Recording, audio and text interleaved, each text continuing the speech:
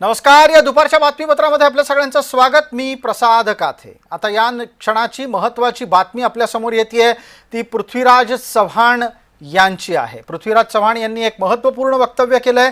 विरोधी पक्ष म्हणून आपण कमी पडतोय अशी कबुलीच पृथ्वीराज चव्हाण यांनी दिली आहे.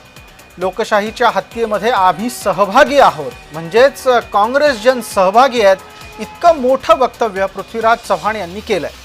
विजय वडेट्टीवार आणि अन्य नेत्यांना माजी मुख्यमंत्री पृथ्वीराज चव्हाण यांनी फटकारलेलं दिसतंय.